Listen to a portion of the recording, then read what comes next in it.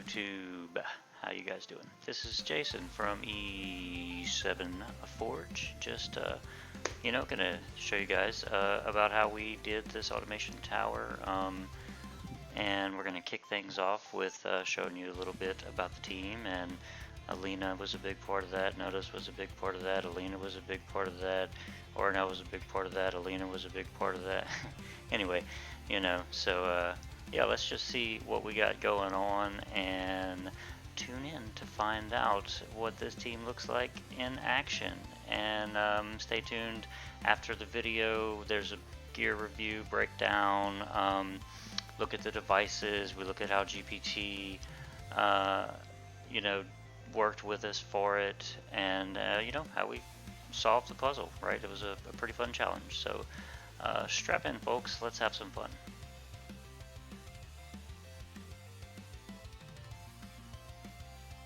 Here we find our companions locked in a mortal combat with a foe most vicious. And, well, are they going to make it? Tune in to find out, folks. Let's see what we have going on here. So, yeah, there's Aubade. A lot of fun in this fight. Just a cool character in general. It's neat to see, them do an autoable character that uses soul burn. Here it's getting a little dicey at the beginning, right? But I had faith, and well, we hung in there, or did we?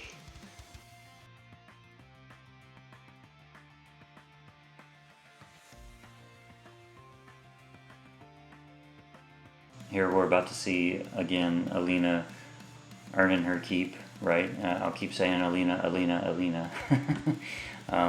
But she's just a big part of the victory, so check this part out.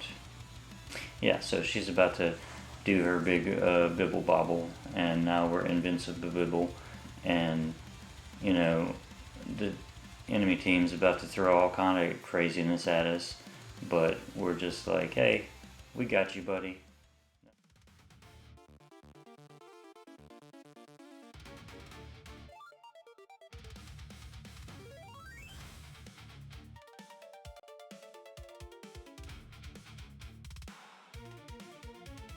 And then Ornell come in and just freaking take the match over. They really shine. I feel like they set this fight up to push these new characters to make them, because you can see, right, you got Aubade in there, and Ornell, and they both play big roles in the fight.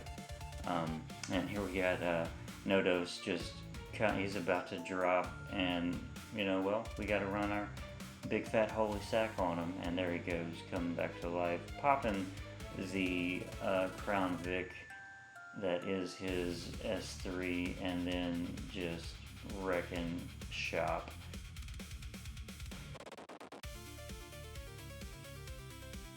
And I mean, look at all this beautiful animation. I mean, it's just like S3 after S3 after S3. Like, they put so much money into developing the assets for these characters. It's cool to see a team like this with premium characters just go ham, right? So we took out, I was having some issues, or I was opening some other stuff on my computer that's not important here, but I want to point out, once we took out Tenebria, the fight was essentially over. Like, we took it over completely after that. And here we just got to give props to our girl Roro, just pulling a Captain America, standing tall, and yeah, we had another unwanted artifact, and well, there we go, we got the victory, the W. Good job. Yeah, that's what we wanted to see, right? So yeah, that's what the team looks like in action. It is a team you can use. We'll go ahead and start looking at the build.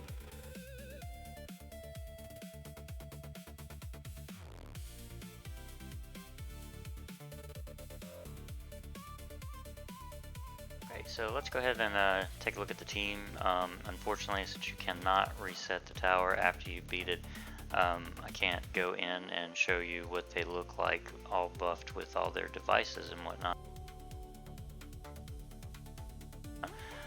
because it's over 1.1 million CP. So yeah, I don't have the receipts for it, but it was pretty dang awesome. But yeah, I just wanted to show you what I'm running these guys on. It's kind of silly in some respects. I just wanted to see how it would fare on Notos. In particular, I've got him on the weakening set just because I wanted to see with the extra speed, and maintaining some bulk and whatnot, and him just doing his damage, how that would play out. And well, I mean, it worked out. Holy Sack was obviously a part of that, but I mean, not blisteringly fast, but he's got some decent bulk.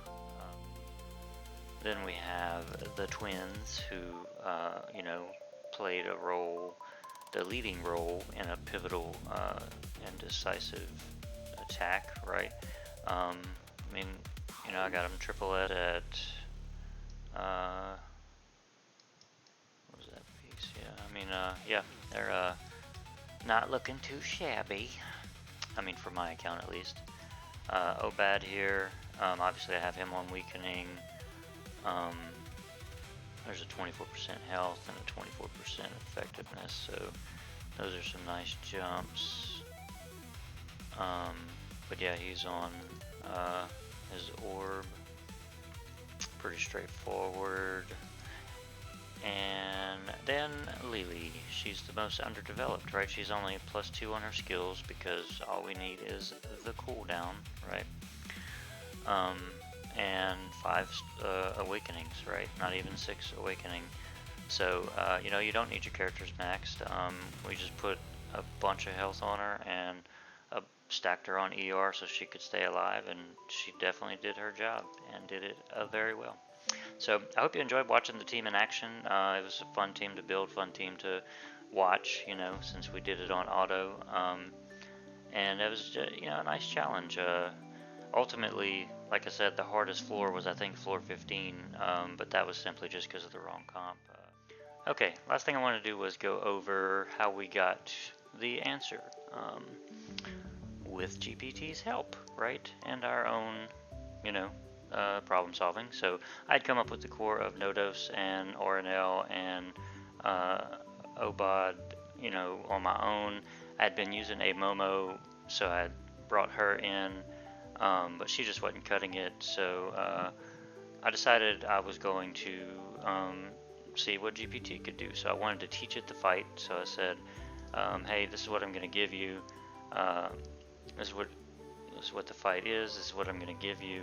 So I'm uploading it, I uploaded it a video of all of the fight mechanics, right, which I'll show you what that looks like. And I told it to create a spreadsheet with all the mappings of the abilities so it could use that to analyze and build a strategy, right? So it talked about how it was going to do that, right? And it was going to build 3 shells, a safe auto shell, a device abuse shell, and a roster realistic shell based on my roster. But I said, let's ignore the free-to-play perspective. Let's ignore my roster, right? Anything in my roster, well, not ignore my roster, I was saying anything in my roster is on the table. I would develop whatever characters I needed to. So it was like, all right, dog, let's do that. I'm going to look for broken device interactions, map devices, yeah. So I gave it the input, right? So let's see what that looks like. Amounts to is I just clicked on each ability and held it up on the screen for a few seconds, and then clicked on the next ability, held it up on the screen for a few seconds, doing that so that GPT could detect a frame change each time. So that's literally all all this is.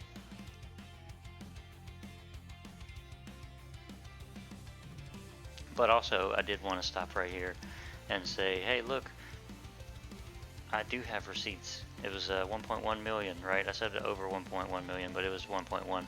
So yeah, it was a freaking dope team. But yeah, I mean that's all that this is, and I'll talk about you know, the devices a little bit here. Basically, I built it, tuned it to Aubade. There's two Ranger devices, 2 Ice devices, and the Aubade specific device. I got the Notos specific one, so I was running him. So yeah, there's the Ranger ones down there, right? Penetration, damage. So yeah, I mean, I gave it all of that info so that it could take that into account, and it built this spreadsheet, right? And it's got all the devices listed, test plan, which so these are just the kind of things it was considering, right? And then it comes back with what it's thinking the strategy is going to be. But I said, but wait, you haven't looked at my abilities in my roster, so I gave it that, and it was like, good catch. Let's reframe that, refocus, right? So it analyzed the fight along with you know, my characters and the ability spreadsheet that we've built, right? And basically comes up with this team, and I'm like, yo dog, that's what I came up with, but AMomo wasn't cutting it, so maybe a different Soul Weaver.